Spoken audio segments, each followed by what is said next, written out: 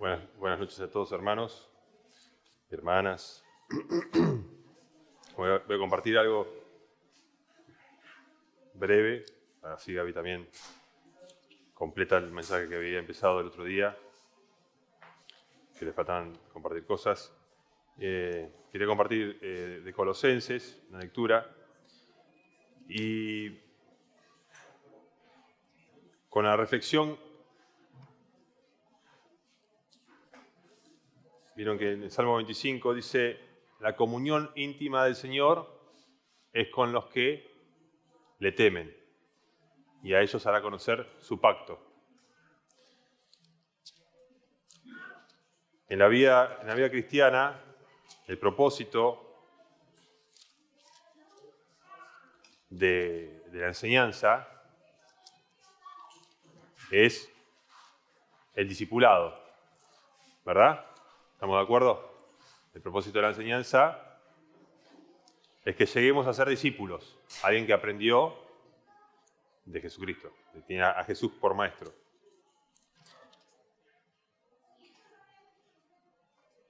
Pero también en ese discipulado de cómo vivir, hay una parte muy preciosa que es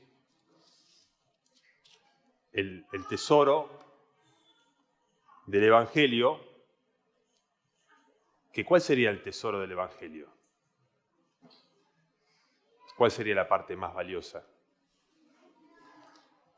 Uno dice, claro, digo, uno recibe un mensaje de salvación. Los gentiles recibieron un mensaje de salvación, que no eran pueblo de Dios, que no tenían ni templo, ni pacto, ni nada. Eran totalmente enemigos de Dios, como éramos nosotros, personas sin ningún conocimiento bíblico, de nada, ¿no? Y el punto a lo que uno pretende llegar cuando comparte la palabra, digo, porque por la lectura bíblica vieron que todos tienen Biblias en sus casas y pueden leer, y bueno, un salmo, un pasaje, una porción.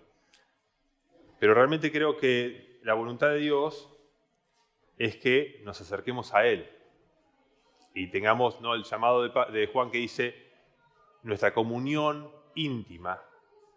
Dice la carta de Juan, nuestra comunión íntima, verdaderamente, ¿no?, es con el Padre y nuestro Señor Jesucristo. Lo dice en Juan 1, en la primera carta, y no más. Acá dice, primera de Juan, capítulo 1, versículo 3, se lo leo, dice: lo que hemos visto y oído, eso les anunciamos, para que también ustedes tengan comunión con nosotros, y nuestra comunión verdaderamente es con el Padre y con su Hijo Jesucristo. Estas cosas les escribimos para que vuestro gozo sea cumplido. El gozo cumplido, la alegría completa, sin que nos falte nada. Por eso, en Colosenses, ¿qué encontramos? Nuestra completitud. El que estamos completos en Él, que es nuestra cabeza, que es nuestro Señor. Y Juan, el apóstol amado, fue justamente el que se recostaba en el regazo de Jesucristo. Tenía una relación íntima con el Señor, ¿no?, de cercanía. Y él fue el que reveló, el que más habló justamente de la deidad de Cristo. El que más habló, ¿no?, de esa deidad. Y Pablo en Colosenses vuelve a darle preeminencia al Señor Jesucristo. Habla de esas palabras y esa oración que hace para que nosotros tengamos a Cristo en primer lugar, por sobre todas las cosas. Pablo no presentaba un mensaje filosófico o religioso. Nos presentó a Cristo, ¿no?, al único mediador entre Dios y los hombres. Ahora, Pablo cuando predicaba en Atenas, dice, ¿no?, le decía a los atenienses, no les explicaba cuestiones que después uno va viendo a la medida que va conociendo más y más al Señor, ¿no? Crece en el conocimiento de Dios, para que crezcamos en el conocimiento de Dios. Entonces, la iglesia, nosotros los santos, ¿qué tenemos que ser? Personas que puedan tener una comunión íntima con el Señor. Que podamos orar en lo secreto, que podamos esperar en Él, derramar nuestros corazones delante del Señor. Sabiendo que Dios nos oye por medio de nuestro Señor Jesucristo. Y esta es un poco lo que Pablo les dice a los colosenses y también refuta y advierte contra los que predicaban otras doctrinas, ¿no? Vamos a leer un poquito. Fíjense cómo habla él en Colosenses 1, no sé si la lea para leer. Venite, lea.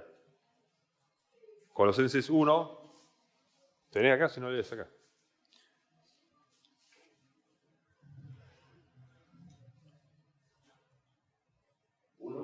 Desde el 9, vamos a leer, del 9 hasta el 11, y paramos ahí. Por lo cual también nosotros, desde el día que lo oímos, no cesamos de orar por ustedes y de pedir que sean llenos del conocimiento de su voluntad en toda sabiduría e inteligencia espiritual, para que anden como es digno del Señor, agradándole en todo, llevando fruto en toda buena obra y creciendo en el conocimiento de Dios, fortalecidos con todo poder, conforme a la potencia de su gloria, para toda paciencia y longanimidad. Hasta ahí. Fíjense, motivos de oración, ¿no? Uno dice, bueno, ¿cuáles son los motivos de oración principales que tiene que tener una persona que está intercediendo por la iglesia? Pablo acá estaba orando por una iglesia que ni siquiera lo habían visto nunca él. O sea que si uno quiere orar por personas de otros lugares, está haciendo una obra para Dios, ¿no? Porque si yo oro por personas de otra iglesia, de otra congregación, de otra ciudad, mis parientes, lejanos, fíjense, dice, no cesamos de orar. Acá esto es orar sin cesar. Bueno, acá lo dice, no cesamos, o sea, no dejamos.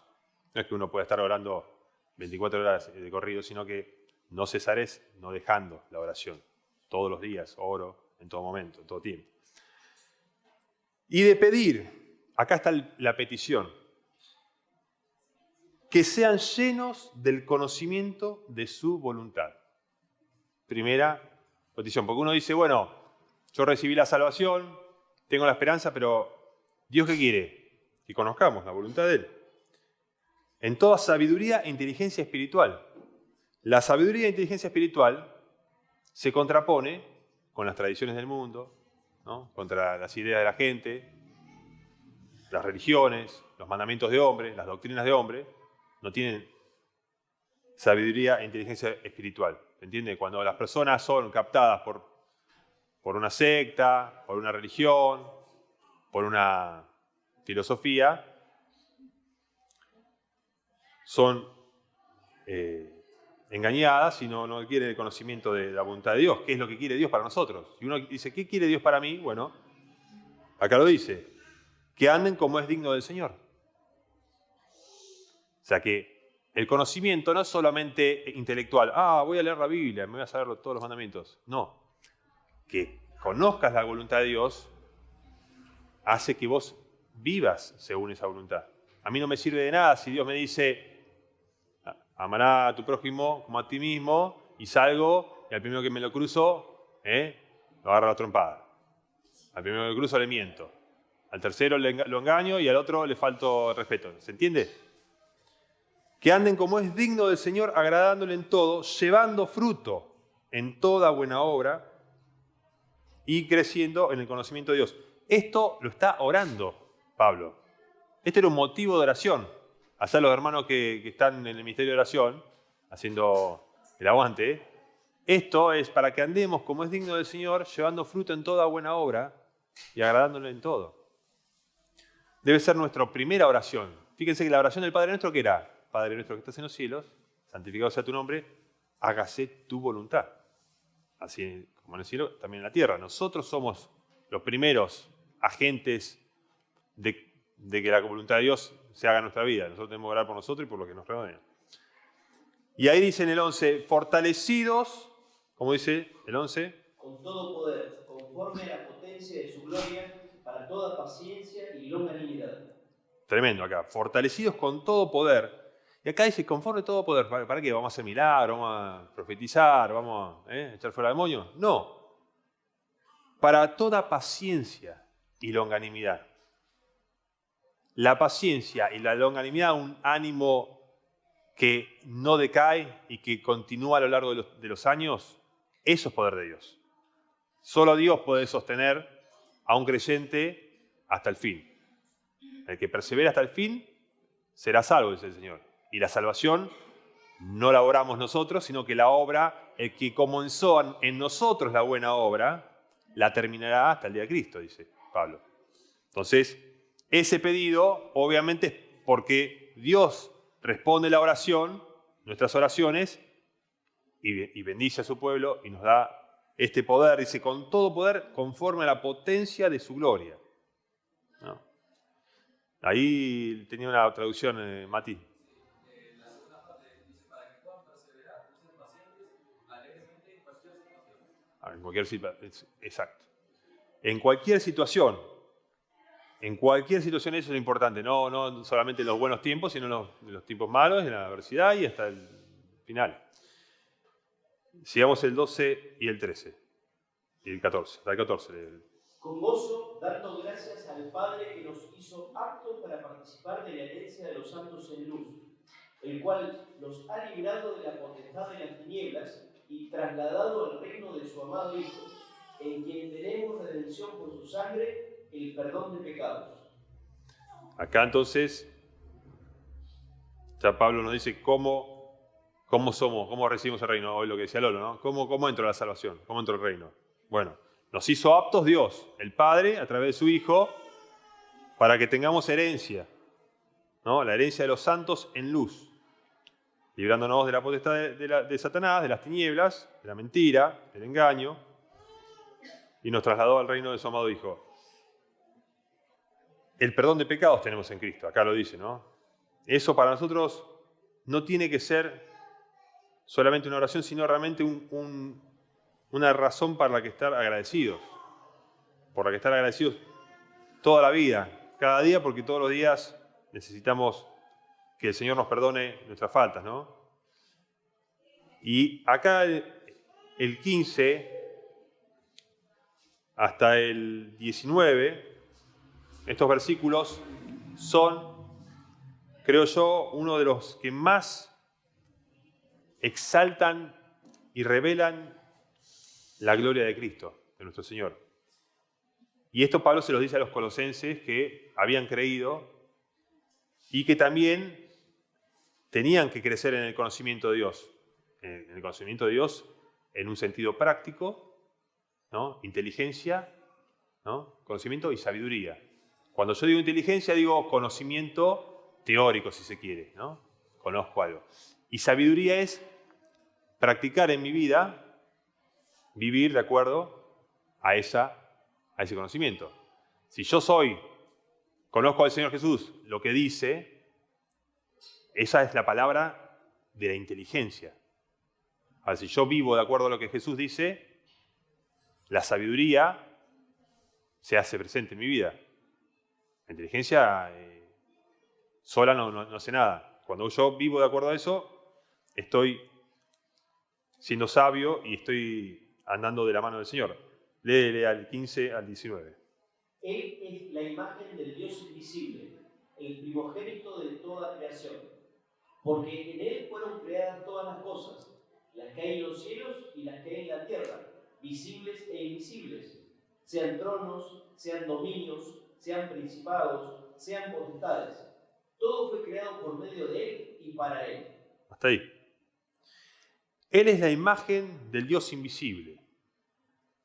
Imagen se puede entender como el representante, la figura, alguien que nos revela a Dios, ¿no? Dice, Dios es así. Por eso el Señor dijo a sus discípulos, el que me ha visto a mí, ha visto al Padre. Y desde ahora lo conocen y le han visto. Ahora, cuando dice el primogénito de toda creación, esa palabra primogénito tiene al menos 3 formas de entenderse, porque uno primogénito puede ser el primer hijo, como el primogénito, ¿no? Jesús fue el primogénito de María, el primer hijo. Pero también en sentido figurado como el más importante. Cuando leemos el Antiguo Testamento, Jehová dice de Israel, mi primogénito, ¿no? Habla de Israel como mi primogénito de entre las naciones. O sea, si bien había muchas naciones anteriores que el pueblo de Israel, lo llama mi primogénito, el más importante. Ese es el lugar que tiene Cristo, es el más importante en la creación. Por eso Pablo en Romanos dice, el cual es Dios sobre toda cosa creada, ¿no? Sobre toda la creación. Sigue. Puede ser también entendido como primero en su género. Único. No hay otro como Él. Porque en Él fueron creadas todas las cosas. Ahora, dice, las que hay en los cielos y las que hay en la tierra, visibles e invisibles. No solo la creación visible, sino la invisible. Y para que entendamos de qué está hablando cuando dice invisible, ¿qué es invisible? Los átomos. Bueno, acá dice, sean tronos, sean dominios, sean principados, sean potestades. Esas son las fuerzas o seres invisibles que también fueron creados por Él y para Él. Por eso, cuando introduce, dice al primogénito en el mundo, dice, adórenle los ángeles de Dios. Él es el que está, el objeto al que todos reverencian, ¿no? El objeto del mensaje. Después dice el 17, y Él es antes de todas las cosas, y todas las cosas en Él subsisten. No dice Él, o sea, Él es antes de todas las cosas. Cuando el Señor dice a los discípulos, Padre, glorifícame, ¿no? Glorifica a tu Hijo con la gloria que tuve antes de que el mundo fuese, ¿verdad? Cuando leemos Génesis dice que en el principio Dios creó los cielos y la tierra. O sea que antes que el mundo fuese, en el principio Dios creó por medio de su Hijo todas las cosas. La gloria del Hijo se hizo presente en la creación, ¿no? Las cosas invisibles de su eterno poder y deidad, dice, hablando de la deidad, de este poder. Seguimos leyendo entonces 18 y 19. Y Él es la cabeza del cuerpo que es la iglesia. Él, que es el principio, el primogénito de entre los muertos, para que en todo tenga la preeminencia, por cuanto agradó al Padre que en Él habitase toda plenitud. Y el 20 también. Y por medio de Él reconciliar consigo todas las cosas, así las que están en la tierra como las que están en los cielos, haciendo la paz mediante la sangre de su cruz. Bien.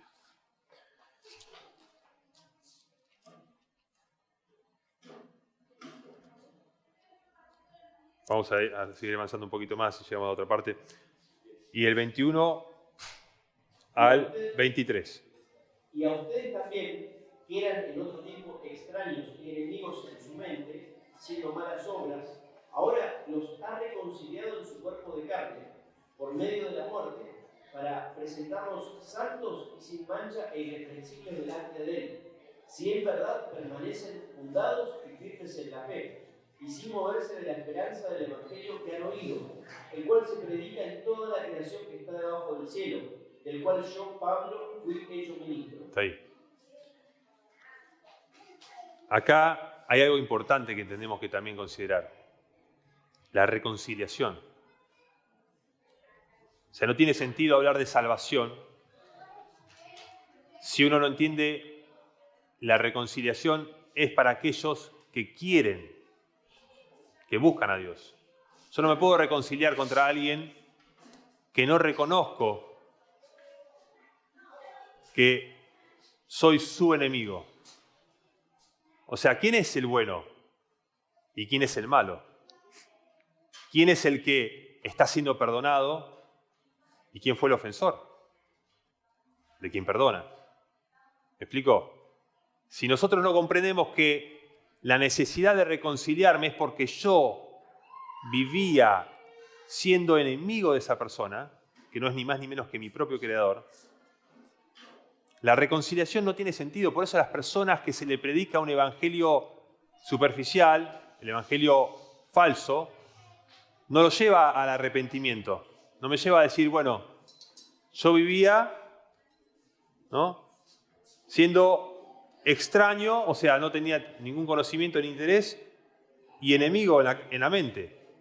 Dios no existe, ¿no?, todo es falso, el evangelio. Haciendo malas obras. A ustedes, no a nosotros, que éramos ajenos de la fe, de todo lo que sea la Biblia, enemigos en vuestra mente, o sea, queríamos hacer exactamente lo opuesto a lo que Dios nos dice que hagamos, y haciendo malas obras, ahora los reconcilió. Ahora, ¿cómo logro la reconciliación? Reconociendo que Jesucristo murió por mis pecados. La persona lo tiene que tomar como algo personal. Porque si no, no me estoy reconciliando. Estoy reconociendo un hecho ajeno. Sí, Cristo murió por los pecadores. Buenísimo. Pero yo no, hasta que no llego al punto de reconocer que la maldad es mía y que el enemigo y las malas obras eran mías, no puedo ser reconciliado con Dios. Sigo siendo el enemigo de Dios. Solo aquellos que reconocen que Cristo nos puede reconciliar con Dios pueden venir a la comunión íntima, ¿no? Dice, ¿a quiénes hará conocer su pacto el Señor? ¿No? La comunión íntima del Señor es con los que le temen. Le temen. Dios destruirá a todo aquel que se aparte de Él. ¿Dice la Biblia eso o estoy inventando? Tú destruirás a todo aquel que de ti se aparta. Lo dice el Salmo 73, pero lo dice también Hebreos. ¿No? Dice también, todos los que se alejan de mí serán inscritos en el polvo. Bueno. Esto nos está hablando de la ira de Dios. Aquellos que Pablo dice en Romanos, el justo juicio de Dios. Entonces, Pablo después va a decir acá, voy a adelantar y voy a tratar de predicar un poquito más resumido, que, aparte dice el 23, si en verdad permanecen fundados y firmes en la fe y sin moverse de la esperanza del evangelio que han oído, el cual se predica en toda la creación que está debajo del cielo. O sea que este mensaje de Pablo, ya en ese momento, Pablo estaba anunciando lo que se cumpliría durante todos los siglos venideros, que es que el evangelio se predicó a toda lengua, pueblo y nación en todo lugar del mundo. Pero aparte, viene lo que dice Pablo, dice, hablando del misterio, ¿no? El 27 dice, a quienes Dios, versículo 27, a quienes Dios quiso dar a conocer las riquezas de la gloria de este misterio entre los gentiles, que es Cristo en ustedes la esperanza de gloria. ¿A quién anunciamos? O sea, ¿a quién anunciamos nosotros? A Jesucristo, a una persona. Cuando una persona dice, no, a mí me gusta la espiritualidad, creo que la espiritualidad es buena, ¿no? Los sentimientos, el sentirme bien, ¿no? El hacer bien. Está hablando a nivel meramente abstracto. Sentimientos, buena onda, estar bien con todos. Pero acá Pablo y la Escritura nos anuncia a una persona real en tiempo. Eso hay que tenerlo siempre presente para hablar de Jesucristo, no de nosotros. Porque Pablo dice, no nos predicamos nosotros mismos, sino a Jesucristo y a Él como nuestro Señor.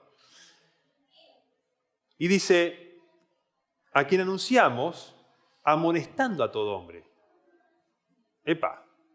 Amonestando a todo hombre y enseñando a todo hombre en toda sabiduría, a fin de presentar perfecto, maduro, completo, en Cristo, Jesús, a todo hombre. Para lo cual también trabajo, luchando según la potencia de Él, la cual actúa poderosamente en mí. O sea que Pablo se esforzaba para que la persona no solo tenga un conocimiento inicial del Evangelio, no solo eso, ¿no? Es como si una persona va, se casa, listo, nos casamos, chao, no nos vemos más. ¿Eso qué sería? Bueno, sí, los papeles dicen que están casados, ¿no? Pero lo que sirve es que uno logre una comunión íntima con la persona que ama, ¿verdad? Con la persona que ama. Y yo cuando les decía hoy, ¿cuál es el tesoro del Evangelio? Lo más preciado es nuestra relación con el Señor. Pablo decía que de Cristo dice, del cual me amó y se entregó a sí mismo por mí. Entonces, lo más valioso que tenemos es el amor de Dios. El amor de Dios por nosotros. No sé si me entienden.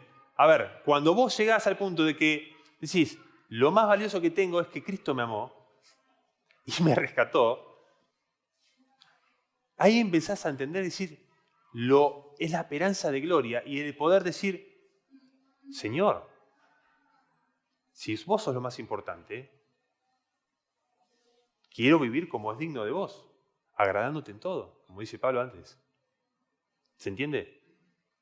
Cuando tenemos ese tesoro en vasos de barro, para que la excelencia del conocimiento sea de Dios, el poder, vamos a avanzar a esto que dice, enseñando a todo hombre en toda sabiduría, a fin de presentar perfecto en Cristo Jesús a todo hombre. Si uno ama al Señor, puede tener una relación íntima, puede tener una relación de discípulo. Por eso dice el Señor, el que ama a padre o madre más que a mí, no es digno de mí. El que ama mujer o hijo o hija más que a mí, no es digno de mí.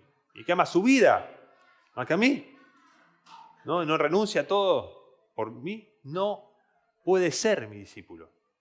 Entonces, cuando vemos a quién presenta Pablo, aquel por causa del cual fueron hechas todas las cosas, y todas las cosas en él subsisten, ¿no? Y todo fue hecho por él y para él, es lo que nosotros tenemos que entender, que ya no hay nada que importe más que el amor de Dios, que es en Cristo Jesús, que Dios nos dio. Dice, voy a avanzar,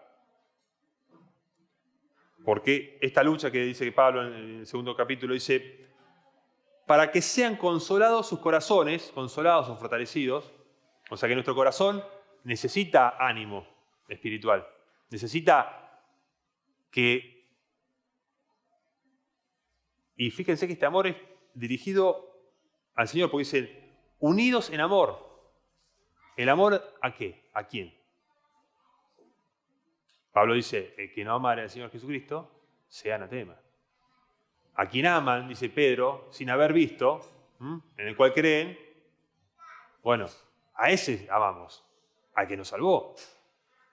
¿Qué dice Juan? Lo amamos a Él, en esto consiste el amor de Dios, en que Cristo nos amó a nosotros primero, no en que nosotros lo amamos a Él.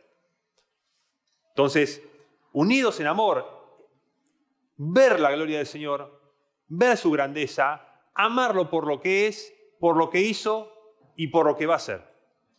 Y no solo eso, porque te amó. Porque cada uno de nosotros nos amó en forma particular. Si Pablo dijo, me amó a mí, no es porque él era favorito, porque dijo, yo soy el más grande de los pecadores. No dijo, yo soy el más grande de los pecadores. Entonces, eso era lo valioso que tenía Pablo asido y lo que lo mantuvo firme hasta el fin, sirviendo a aquel que lo había tomado por soldado. A cada uno el Señor le da una carga particular y sabrá qué tiene que hacer en el lugar que lo puso Dios, ¿no? En todas las cosas en la vida, cada uno tiene un rol, una función diferente. Tenemos que ser fiel en lo poco, fiel en los que Dios nos puso, en el lugar que donde estemos. Fíjense cómo dice, unidos en amor hasta alcanzar todas las riquezas de pleno entendimiento, a fin de conocer el misterio de Dios el Padre y de Cristo, en quien están escondidos todos los tesoros de la sabiduría y del conocimiento. En Cristo están escondidos todos los tesoros de la sabiduría y del conocimiento. En Él están todas las cosas. Él puede darnos todo lo que necesitemos. Por eso Juan dice sabemos que tenemos, ¿no? Que Él nos oye en cualquiera cosa que le pidamos, Él nos oye. Y tenemos todas las cosas que le pedimos conforme a su voluntad, porque hacemos las cosas que le son agradables. Esa es la confianza, la fe. Cuando el Señor le dice, hombres de poca fe, ¿por qué dudan? Porque Señor, estaban en la barca, empezó la tormenta y todos se habían agarrado un flor de julepe, diría, ¿no? Julepe, palabra vieja. Se me salía. Y el Señor le dice, ¿por qué, hombre de poca fe? Y el Señor después les va a decir en otro momento, ¿creen en Dios? Crean también en mí. Todo lo que pidan en mi nombre yo lo haré. El Señor nos oye. Siempre nos oye, pero especialmente los ojos del Señor están sobre los justos. Y atento su oído a la oración de ellos.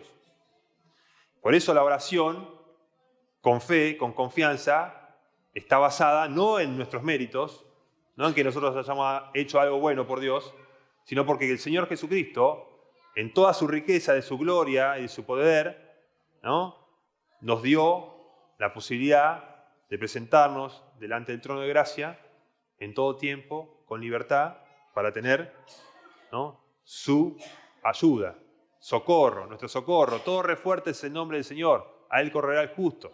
Entonces, después acá Pablo va a empezar a decirle, así que ustedes están completos en Él, dice, por tanto, de la manera que han recibido al Señor Jesucristo, anden en Él, arraigados y sobreedificados en Él, y confirmados en la fe.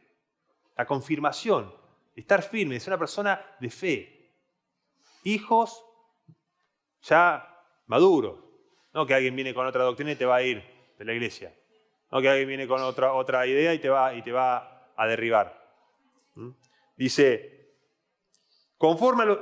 dice, miren que nadie los engañe por medio de filosofías y huecas sutilezas según las tradiciones de los hombres, conforme a los rudimentos del mundo y no según Cristo. Porque en Él habita corporalmente toda la plenitud de la deidad y ustedes están completos en Él, que es la cabeza de todo principado y potestad. Ya estamos completos, ya tenés todo. Ya tenés todo. No necesitas a nadie más en este mundo a quien acudir. ¿No? Porque si tenemos alguna petición, al Señor se la presentamos. Y esta comunión es con el Padre y su Hijo Jesucristo. Cuando uno va al Padre en el nombre del Señor, en el trono está intercediendo por nosotros en todo tiempo Jesús mismo. Así que bueno, voy a cortar acá para que así Gaby. Pero después léanlo. Y lo interesante de esto, que Pablo sigue hablando ¿no? de las cuestiones religiosas y bueno, que no se dan problema. Pero dice, si han resucitado con Cristo, busquen las cosas de arriba donde está Cristo sentado a la diestra de Dios. Pongan la mira en las cosas de arriba, no en las de la tierra, ¿no? Porque han muerto y vuestra vida está escondida con Cristo en Dios. Cuando Cristo, vuestra vida, se manifieste, entonces ustedes también serán manifestados con Él en gloria. Haga morir lo terrenal en ustedes. Fornicación, impureza, pasiones desordenadas, malos deseos, avaricia, que es idolatría. ¿No? Después habla de un montón de cosas más. Ira, enojo, maledicencia, blasfemia. Se entiende que hay un cambio en nuestro corazón, obrado por la resurrección. Yo creí que Cristo murió por mis pecados y resucitó. Y que cuando Él vuelva, yo también seré manifestado con Él en gloria. Que mi vida está escondida en Cristo, no es la vida esta que nosotros vemos acá. Porque nosotros en el mundo, ¿qué somos? ¿Somos algo en el mundo? ¿Quién es en el mundo alguien? ¿Algunos famosos tienen fama? Hasta que pasa. Así que sigamos poniendo nuestros ojos, nuestro corazón a los pies del Señor. Para que el Señor nos muestre en todo tiempo que Él es nuestro Padre. Yo no quiero confundir el Padre y el Hijo, pero Él es el que nos ha adoptado en su familia.